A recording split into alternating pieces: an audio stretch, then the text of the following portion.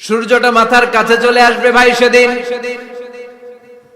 সূর্যের প্রচন্ড তাপে মাথার মগজগুলো ভাতের মাড়ের মতো গলে গলে নাকের ছিদ্র আর কানের ছিদ্র দিয়ে বেয়ে বেয়ে পড়বে।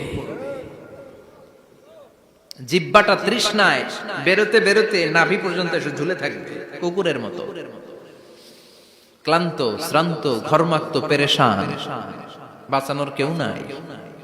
মায়েশা জিজ্ঞেস করলেন, ইয়া রাসূলুল্লাহ, don't they feel any shy? Nobody belong any garment in their body, no dress in their body. তাদের দেহে কোনো ড্রেস নাই, পোশাক নাই। নবীরে, এতগুলো মানুষ উলঙ্গ, লজ্জা লাগবে না? বিশ্বনবী বললেন, আয়েশা তুমি লজ্জার চিন্তা করো, সেদিন বাবা ছেলেরে দেখে দৌড়ে পালাবে। কিয়ামতের দৃশ্যটা কিরকম হবে এর নকশা খুব সংক্ষিপ্ত পরিসরে মাত্র 11টা আয়াতে আল্লাহ তুলে ধরেছেন।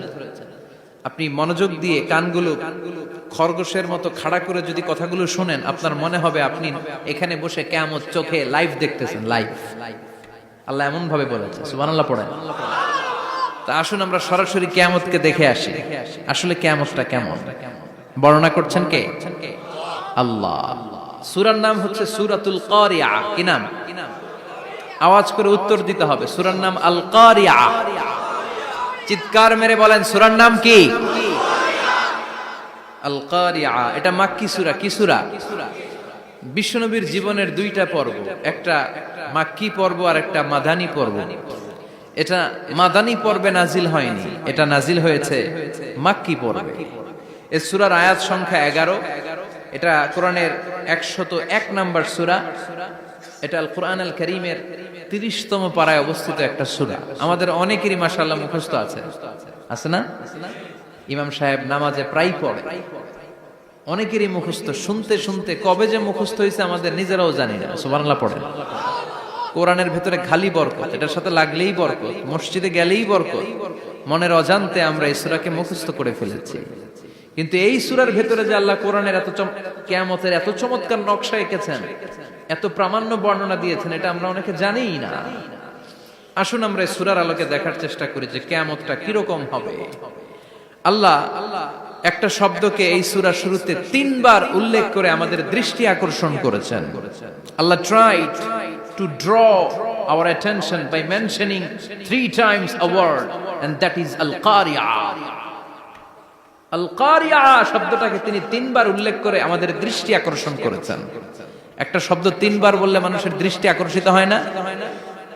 যেহেতু এটা আরব দেশে নাজিল হয়েছে, আবার মক্কায়, মক্কার লোকেরা আরবি বুঝে, তাদেরকে প্রথম বলা হলো আল-কারিয়া। তারা ফিরে তাকালো, কি আল-কারিয়া? আবার বলা হলো মাল-কারিয়া। কি মাল-কারিয়া? আবার বলা হলো ওমা আদরাকা মাল কারিয়া। আবার তারা ফিরে তাকালো। দৃষ্টি আকর্ষণের জন্য আল্লাহ তাআলা 3 বার এই শব্দটা বলেছেন। এজন্য এই শব্দের একটা সিগনিফিকেন্স, একটা গুরুত্ব, অর্থবহ একটা মানদণ্ড আছে না নাই?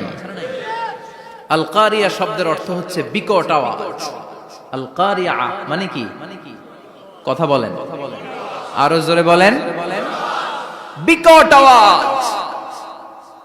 এই বিকট আওয়াজটা তৈরি করার জন্য আল্লাহ তাআলা একজন ফেরেশতা তৈরি করেছেন, যার নাম হচ্ছে ইসরাফিল। নাম কি? আমাদের মধ্যে অনেকের নাম কিন্তু আমরা ইসরাফিল রাখি, তাই না? ইসরাফিল আছে না নাই? আজরাইল কিন্তু রাখে না, কেউ ডরে। কেন রাখে না? ভয় পায়। কিন্তু ইসরাফিল আছে, আমার পরিচিত অনেকে আছে ইসরাফিল। তো এই ফেরেশতার পা হচ্ছে জমিনের নিচে, মাথা হচ্ছে আকাশের উপরে। এই ফেরেশতার কাজ হচ্ছে ওই বিকট শব্দ তৈরি করা। উনি একটা সাইরেনের মধ্যে ফু দিবেন, হুইসেল দিবেন, ট্রাম্পেট। ওই ট্রাম্পিটে, ওই সাইরেনে, ওই হুইসেলে ফু দিলেই শুরু হয়ে যাবে আল কারিয়া। মাল ওমা আদরাকা মাল। এই ফেরেশতার দায়িত্বই হচ্ছে ওই বাঁশির মধ্যে ফু দেয়া। Whistle, siren, trumpet. আরবিতে এটাকে বলা হয় আসুর। ইদা নুফিখা ফিস সূরি নাফখা ওয়াহিদা। যখন তিনি ওই সিংহে একটা ফু দিবেন, সব লন্ডভন্ড হয়ে যাবে, কিচ্ছু খুঁজে পাওয়া যাবে না। আল্লাহ ওনাকে তৈরি করেছেন শুধু এই হুইসেলের মধ্যে, বাঁশির মধ্যে 3টা ফু দেওয়ার জন্য। কয়টা? উনি সৃষ্টির শুরু থেকেই এই বাঁশিটাকে দুই ঠোঁটের মাঝখানে রেখে আল্লাহর আরশের দিকে তাকিয়ে আছে and just waiting for the green signal. আল্লাহর পক্ষ থেকে সবুজ সংকেতের অপেক্ষায়। যখনই আল্লাহর অর্ডার করবেন তখনই শুরু হয়ে যাবে আল কারিয়া মাল ওমা আদরাকা মাল। সৃষ্টির শুরু থেকেই ইসরাফিল ফেরেশতা বিশাল সিংহাটাকে দুই ঠোঁটের মাঝখানে করে আরশের দিকে তাকিয়ে আছে, কখন আল্লাহ অর্ডার দিবে।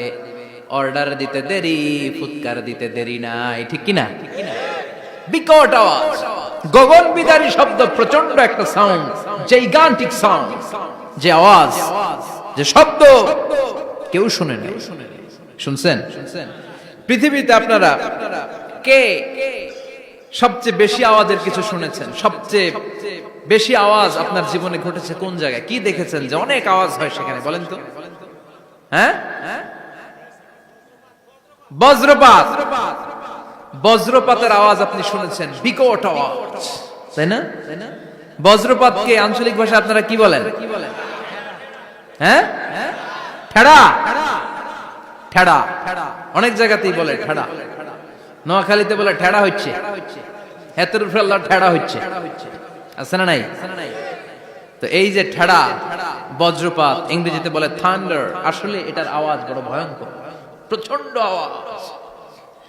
আচ্ছা, আর আপনি বলেছেন কি, গাড়ির চাকা যদি পাংচার হয়, হ্যাঁ এটা তো আওয়াজ হতে পারে। আমরা মাঝে মাঝে রাস্তায় চড়ি, আমরা দেখি ট্রাকের চাকা যখন পাংচার হয় আমরা লাফ দিয়ে উঠি, বিকট আওয়াজ হয়, ভয় পেয়ে যায়, এতে দুর্ঘটনাও ঘটে, ঠিক কিনা? আচ্ছা, এক নম্বরে পেলাম ঠেড়া, বজ্রপাত। দুই নম্বরে পেলাম ট্রাকের টায়ার পাংচার হলে। আর কে কি আওয়াজ শুনেছেন জীবনে? ভয়ঙ্কর আওয়াজ। কি করলে ভয়ঙ্কর আওয়াজ হয় বলেন? হ্যাঁ, কি করলে? ও ট্রান্সফরমার, ইলেকট্রিক্যাল ট্রান্সফরমার যদি ব্রাস্ট হয়ে যায় আওয়াজ আছে না নাই? পাওয়া গেল আরেকটা। আর কি আওয়াজ আছে? ককটেল মারলে, গ্রেনেড হামলা, বোমা মারলে, সিলিন্ডার ব্রাস্ট হইলে। আর আছে? হ্যাঁ, হাই স্কুলে দপ্তরি যখন ঘন্টার মধ্যে বেল বাজায় আওয়াজ আছে না নাই? হাতুড়ি দিয়ে লোহার মধ্যে বাড়ি মারলে আওয়াজ আছে না নাই? এগুলো হচ্ছে আমাদের ক্যাপাসিটিতে, হিউম্যান ক্যাপাসিটিতে আমাদের দেখা সবচেয়ে বড় আওয়াজ। কিয়ামতের দিন যে হবে আল কারিয়া, এই আল কারিয়ার আওয়াজ কি এই আওয়াজগুলোর মতো? চিল্লায় বলেন, এই আওয়াজের মতো? এজন্য আল্লাহ বললেন আল কারিআতু মাল কারিআতু ওয়া মা আদরাকা মাল কারিয়া। সে আওয়াজটা ভয়ঙ্কর আওয়াজ। এটা বজ্রপাতের মতো না, এটা ট্রাকের টায়ার পাংচার হলে যে আওয়াজ হয় ওই আওয়াজের মতো না, গ্যাসের সিলিন্ডার ব্রাস্ট হয়ে গেলে যে আওয়াজ হয় ওই আওয়াজের মতো না, প্রাইমারি স্কুলে দপ্তরে যখন ছুটির ঘন্টা বাজায় ওই আওয়াজের মতো না। ওই আওয়াজটা এমন আওয়াজ, ওই আওয়াজ পৃথিবীর কেউ শোনে নাই। সেটার নাম হচ্ছে আল কারিয়া মাল ওমা আদরাকা মাল। বিকট আওয়াজ, বিকট ভয়ঙ্কর ট্রাম্পিট। এই সাইরেনে ফু দেয়া হবে, প্রথম ফু দেওয়ার সাথে সাথেই লন্ডভন্ড হয়ে যাবে। এই ইসরাফিলকে তৈরি করা হয়েছে শুধুমাত্র কেবলমাত্র 3টা ফু দেওয়ার জন্য। চিল্লায় বলতে হবে কয়টা? এই ফেরেশতার আর কোনো কাজ নাই। তার আর কোনো কাজ আছে? ঠিক যে মুহূর্তে, এখন আমার ঘড়িতে বাজে 9:50, রাত 9:50, ঠিক এই মুহূর্তে যখন আমরা তাফসীর শুনছি, ঠিক এই মুহূর্তেও ইসরাফিল ফেরেশতা সিংহাটাকে দুই ঠোঁটের মধ্যে লাগিয়ে আল্লাহর আরশের দিকে তাকিয়ে আছে। ওই যে সৃষ্টির শুরু থেকে তাকিয়ে আছে, আজ অবধি তাকিয়ে আছে। যখনই গ্রিন সিগন্যাল আসবে মুহূর্তেই শুরু হয়ে যাবে আল কারিয়া মাল ওয়া মা আদরাকা মাল। আল্লাহ বললেন সে আওয়াজটা হবে বড্ড ভয়ঙ্কর। প্রথম ফুৎকার যখন দেয়া হবে এটারে বলে নাফখাতুল ফাজা। দুনিয়ার সব মানুষগুলো অবাক হয়ে যাবে, পুরো পৃথিবীটা কেঁপে উঠবে, পৃথিবীর বিল্ডিং গুলো দুমড়ে মুচড়ে পড়বে, পৃথিবীর বড় বড় যত পাহাড়গুলো আছে তুলার মতো বাতাসে পাহাড়গুলো তুলিত হতে থাকবে। আল্লাহু আকবার। আল্লাহ বললেন ইয়াউমা, يكون الناس كالفراش المبثوث وتكون الجبال كالعهن المنفوش সেদিন মানুষগুলো বিক্ষিপ্ত পতঙ্গের মতো নিক্ষিপ্ত হবে যখন আল কারিয়া এই বিকট আওয়াজটা হবে। শুনতেছেন? মনোযোগ আছে? কথা বুঝতে সমস্যা হচ্ছে না তো? তিনটা ফুৎকার। কয়টা? প্রথম ফুৎকার দেওয়ার সাথে সাথে মানুষগুলো বিক্ষিপ্ত পতঙ্গের মতো নিক্ষিপ্ত হবে। এই যে আরামসে বসে আছি, তখন আর বসে থাকা যাবে না। কে ধাক্কা খেয়ে কই চলে যাব টেরই পাওয়া যাবে না। আমরা এই যে বসে আছি এর কারণ হচ্ছে গ্র্যাভিটেশনাল একটা ল আছে, পাওয়ার। এটারে বাংলায় বলে মাধ্যাকর্ষণ শক্তি। কি শক্তি?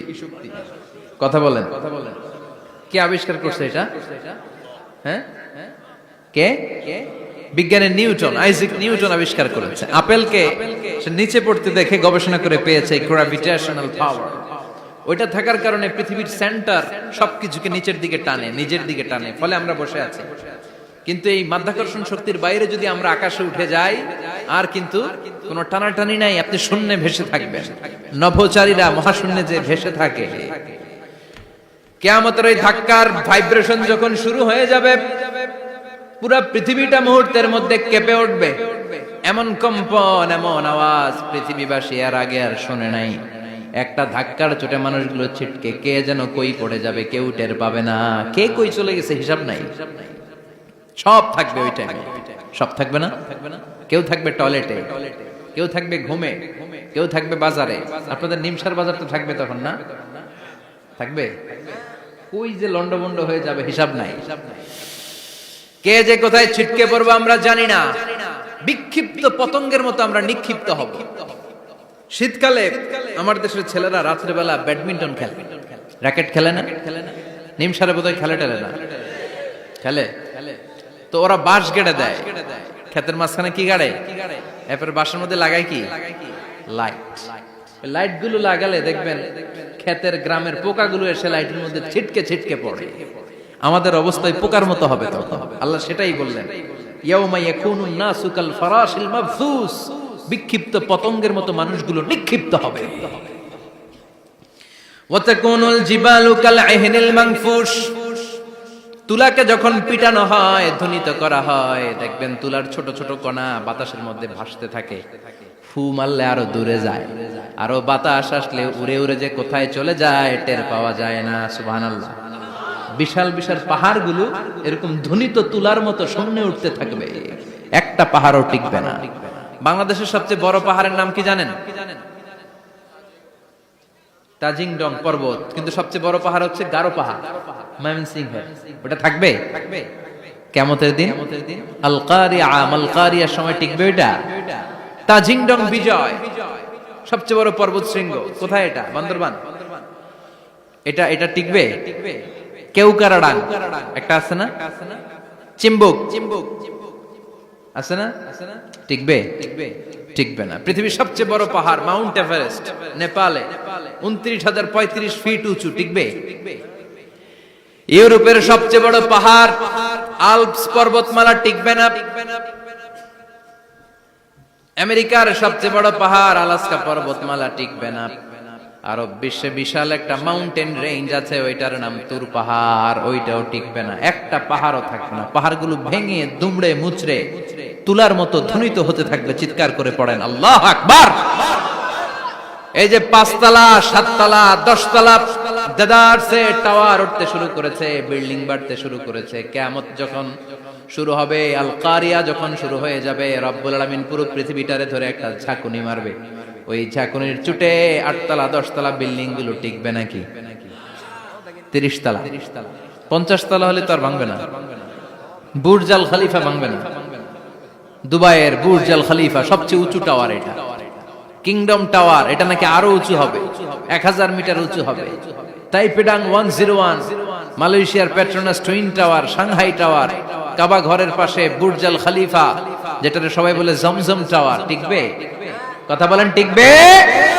আল্লাহ বললেন ইযা জুলজিলাতিল আরদু জিলজালাহা ওয়া আখরাজাতিল আরদু আসকালাহা ইযা রুজ্জাতিল আরদু রাজ্জান ওয়া বুসাতিল জিবালু বাসসা। সেদিন পৃথিবীটারে কাঁপিয়ে দেয়া হবে, পুরো পৃথিবী নড়ে চড়ে উঠবে, টাওয়ারগুলো ভেঙে খান খান, পাহাড়গুলো ভেঙে দুমড়ে মুচড়ে যাবে, মানুষগুলো বিক্ষিপ্ত পতঙ্গের মতো নিক্ষিপ্ত হবে, সাগরের পানির মাঝখানে দাউ দাউ দাউ দাউ দাউ দাউ করে আগুন জ্বলতে শুরু করে দিবে। আল্লাহু আকবার। নকশা এঁকে দিছেন আল্লাহ, নকশা এঁকে দিছে না? সুবহানাল্লাহ পড়েন। আবার আল্লাহ বললেন ফাইদা বারিকাল বাসারু ওয়া খাসাফাল কামারু ওয়া জুমিআশ শামসু ওয়াল কামারু ইয়াকুলুল ইনসানু আইনাল মাফার। সেদিন মানুষের চোখ হবে ছানা বড়া, চন্দ্র সূর্যে কোনো আলো থাকবে না, মানুষগুলো দিক বিদিক পাগলের মতো দৌড়াবে, সবার মুখে এক কথা, পালাবো কই? পালানোর জায়গা আছে নাকি শুধু বাংলাদেশের এই সাইডটাতেই কিয়ামত হবে, সৌদিতে আর হবে না? হ্যাঁ, আমেরিকায়, আমেরিকায় কেমনে হবে? ওদিক তো ডোনাল্ড ট্রাম্প থাকে। হ্যাঁ, আমেরিকাতেও হবে, জাপানে হবে, ইন্ডিয়াতে হবে, গোটা বিশ্বে একসাথে কাপাকাপি আর এই ধ্বংসলীলা শুরু হয়ে যাবে। চিৎকার করে বলেন ঠিক কিনা? আল্লাহ বলেন ইয়াউমা নাতমিস সামা কাতাইয়িস সিজিল লিল কুতুব। আকাশ আর আকাশ থাকবে না, কাগজ যেমনি আমরা এরকম ফোল্ড করে ফেলি, ভাঁজ করে ফেলি, মন চাইলে কাগজকে যেমনি আমরা এরকম হাতের মধ্যে গুটিয়ে নেই, সেদিন আকাশটারে হাতের মধ্যে গুটিয়ে নিবে কে? মানুষগুলো পাগলের মতো দৌড়াবে, কেউ থাকবে টয়লেটে, কেউ হসপিটালে, কেউ মাজারে, কেউ বাজারে, যে যেখানে থাক, শুরু হয়ে যাবে কিয়ামতের এই ভয়াবহ দৃশ্য। দুধের বাচ্চাকে রেখে দিয়ে মা দৌড়ে পালাবে। দুধের বাচ্চা রেখে মা কোথাও যায়?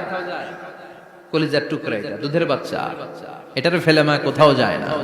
কিন্তু কিয়ামতের এই ঝাঁকুনির দৃশ্য দেখে আল কারিয়া মাল ওয়া মা আদরাকা মাল, এই দৃশ্য দেখে দুধের বাচ্চারে রেখে মা দিবে দৌড়। অনেক গর্ভবতী মহিলা থাকবে এই কিয়ামতের সময়ে, যাদের পেটের ভেতরে 2 মাসের বাচ্চা, 3 মাসের বাচ্চা, অপরিপক্ক অপরিণত, বাচ্চাটা এখনো বড় হয় নাই, কোন বাচ্চার হাত পা এখনো হয় নাই। কিয়ামতের এই ভয়ঙ্কর দৃশ্যটা দেখে জায়গার মধ্যে 3 মাসের অপরিণত বাচ্চাটা ডেলিভারি হয়ে যাবে। আল কারিয়া মাল কারিয়া ওয়া মা আদরাকা মাল।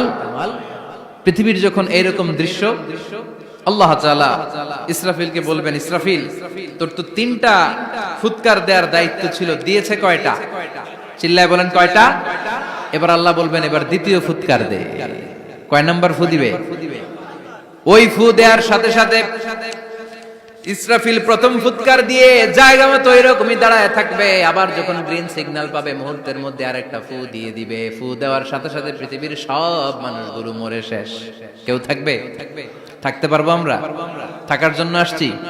একদিন মাটির ভেতরে হবে ঘরে মন আমার, কেন বাঁধো দালান ঘর, প্রাণ পাখি উড়ে যাবে পিঞ্জর ছেড়ে,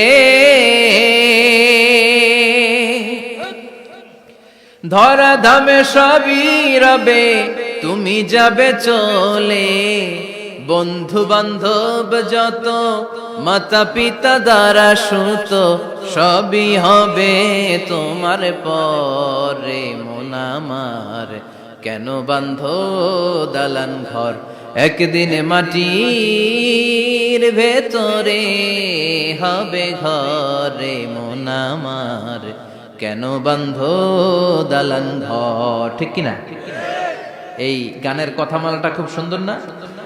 আখিরাতের রিমাইন্ডার আমাদেরকে দেয়। এই যে দুনিয়া দুনিয়া, টাকা পয়সা আরো লাগবে, আরো কামাবো, এটাতে আমার হবে না, আরো চাই আরো চাই।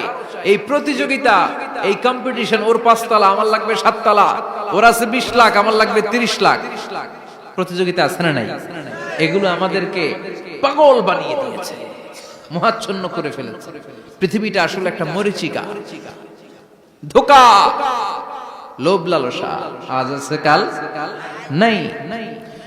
2 নাম্বার ফুৎকার দেওয়ার সাথে সাথে পৃথিবীর সব শেষ। মালাকুল মাউত পৃথিবীর সব মানুষের রূহ কবজ করবে। আল্লাহ বলবেন, মালাকুল মাউত আখবিরনি মাইয়াবকা, আমাকে বল আর কে আছে। মালাকুল মাউত বলবে, পৃথিবীর সব মানুষের রূহ কবজ করে শেষ, কেউ নাই। মানুষবিহীন পৃথিবী, মানুষের কোলাহলে পৃথিবীটা মুখরিত থাকতো এতদিন। গোটা পৃথিবী ব্যাপী মানুষের কোলাহল, ওই যে সাইয়েদনা আদম থেকে শুরু হয়েছে, আর থামে নাই। মানুষ আর মানুষ, মানুষ আর মানুষ, সব মানুষ শেষ। আল্লাহ আশরাফুল মাখলুকাত একটারও রাখি নাই, সব শেষ। শুধু আছে জিন জাতি। আল্লাহ বলবেন, যাও এবার জিন জাতি ধরো, জিনদের রূহ কবজ করো। মালাকুল মাউত কিন্তু জিনদের রূহ কবজ করে। ওমা খলাকতুল জিন্না ওয়াল ইনসা ইল্লা লিয়াবুদুন। জিন জাতি আর মানব জাতি, এই দুই জাতিকে আল্লাহ তাআলা তৈরি করেছে কার ইবাদতের জন্য। আমরা যেমনি নামাজ পড়ি, জিনেরাও নামাজ পড়ে। আমরা যেমনি রমাদানের রোজা রাখি, জিনেরাও রমাদানের ফরজ রোজা রাখতে হয়। আমরা যেমনি হজ করি, জিনেরাও হজ করে। আমরা যেমনি আরাফার দিনে কাঁদতে কাঁদতে আল্লাহর কাছে দোয়া করি, আল্লাহ লাব্বাইক করে, জিনেরাও পড়ে। আমরা দেখি না, এদের দেখা যায়? দেখা যায় না। জিসমুন নারিয়ুন, আগুনের তৈরি ওদের দেহ। ইয়াতাশাক্কালু বিআশকালিন মুখতালিফা, বিভিন্ন কালার ধারণ করতে পারে, বিভিন্ন রং ধারণ করতে পারে। জিনের সংজ্ঞা হচ্ছে জিসমুন নারিয়ুন ইয়াতাশাক্কালু বিআশকালিন মুখতালিফা, আগুনের তৈরি এক সৃষ্টি। বিভিন্ন সূরত তারা নিতে পারে, মানুষের সূরত নিতে পারে, প্রাণীর সূরত নিতে পারে, ঠিক কি না? মালাকুল মাউত জিন জাতি হত্যা করতে শুরু করবেন, রূহ কবজ করবেন। করতে করতে সব শেষ। খারাপ জিনদের সর্দার হলো ইবলিস। সব জিনদেরকে মারতে যত কষ্ট দেয়া হয়েছে, সবচেয়ে বেশি কষ্ট দিয়ে ইবলিসের রূহ কবজ করে ফেলা হবে। ইবলিস আর নাই, মানুষও নাই, জিনও নাই, পশু পাখি কিচ্ছু নাই। আল্লাহ বলবেন, ইয়া মালাকাল মাউত আখবিরনি মাইয়াবকা, অনেক দায়িত্ব পালন করেছিস তুই।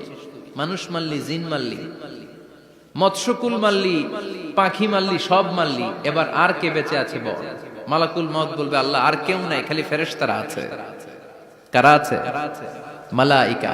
আল্লাহ বলবে, যা এবার ফেরেশতাদের গোষ্ঠী শেষ কর।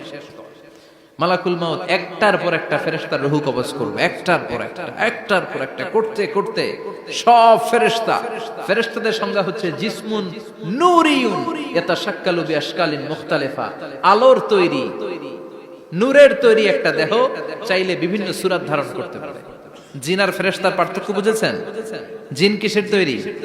আগুন, জিসমুন নারিয়ুন। আর ফেরেশতা হচ্ছে জিসমুন নূরিয়ুন, নূর দিয়ে তৈরি। একের পর এক ফেরেশতা সবার করা হবে। এবার আল্লাহ বলবেন, ইয়া মালাকাল মাউত আখবিরনি মাইয়াবকা, আর কে কে বেঁচে আছে বল। মালাকুল মাউত বলবে, মাবুদ কেউ নাই, মানুষ নাই, জিন নাই, ফেরেশতাও নাই, শুধু আমার 3 জন কলিগ বাকি। কয়জন? জোরে বলেন, কয়জন? জিব্রাইল বাকি, ইসরাফিল বাকি, মিকাইল আর আমি আজরাইল। আল্লাহ বলবে, মিকাইলের রূহ কবজ করে নিয়ে আয়। যে মিকাইল আমার আদেশে পৃথিবীতে বৃষ্টি ঝরাতো, আমার আদেশে ক্ষেত খামারে ফসলের ব্যবস্থা করে দিত, আমার আদেশে মানুষের রিজিকের হিসাব রাখতো, এই মিকাইলের রূহ কবজ করে নিয়ে আয়। 1 নাম্বার কলিগ শেষ। কলিগ বুঝেন তো? সহকর্মী। কলিগ মানে কি? সহকর্মী। 1 নাম্বার কলিগ নাই। আল্লাহ বলবে, যা এবার ইসরাফিলের রূহ কবজ কর। ইসরাফিল ফেরেশতা তখনও আল্লাহর আরশের দিকে ঠোঁটের মাঝখানে বিশাল সিংহটা নিয়ে তাকিয়ে আছে। ওই মুহূর্তে মালাকুল মাউত যে সালাম দিয়ে রূহটা কবজ করে ফেলবে। ইসরাফিলও নাই, ইসরাফিলও নাই। আল্লাহ বলবে, যা দুনিয়ার সব নবীদের কাছে ওহী দিয়ে, কোরআন দিয়ে, ইনজিল দিয়ে, তাওরাত দিয়ে, জাবুর দিয়ে আমি যেই ফেরেশতারে পাঠাতাম, ওই রূহুল আমিন জিব্রাইলের রূহটাও কবজ করে নিয়ে আয়। জিব্রাইলের রূহ কবজ হয়ে যাবে। এবার 3 জন কলিগই শেষ। আছে কেউ? আছে? এবার আল্লাহ বলবে, ইয়া মালাকাল মাউত, হে মৃত্যুর ফেরেশতা, আখবিরনি মাইয়াবকা, মহাবিশ্বে আর কে কে আছে বল।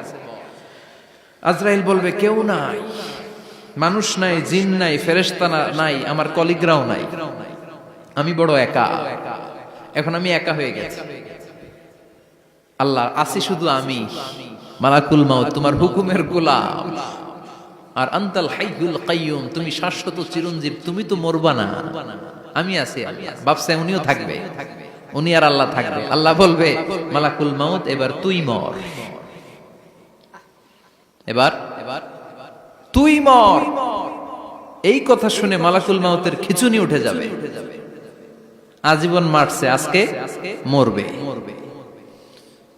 খিচুনি উঠে যাবে, জ্বর এসে যাবে, কাঁপুনি ছুটে যাবে, কাঁপতে থাকবে। আল্লাহ বলবেন কাঁপাকাঁপি করে লাভ নাই, মর।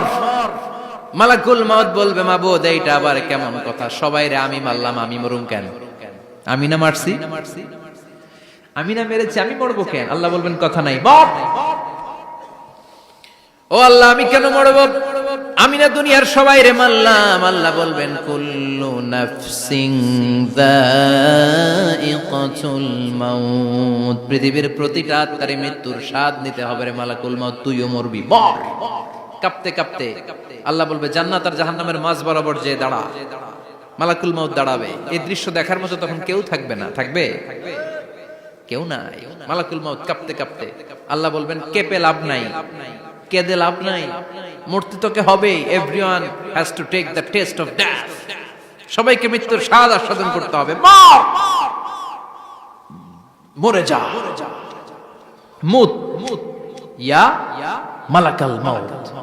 আল্লাহ বলবেন ও মৃত্যুর ফেরেশতা মর, মুত ইয়া মালাকাল মাউত। বলার সাথে সাথে যে ফেরেশতার হাতে আমাদের সবার রূহ চলে গিয়েছিল, ওই ফেরেশতা চিৎকার মেরে জান্নাত এবং জাহান্নামের মাঝখানে বেহুশ হয়ে পড়ে যাবে, শেষ। মালাকুল মাউতের কিচ্ছা খতম, উনিও নাই। এবার ডানে বায়ে সামনে পেছনে উপরে নিচে কেউ আছে? একজন ছাড়া, তিনি কে?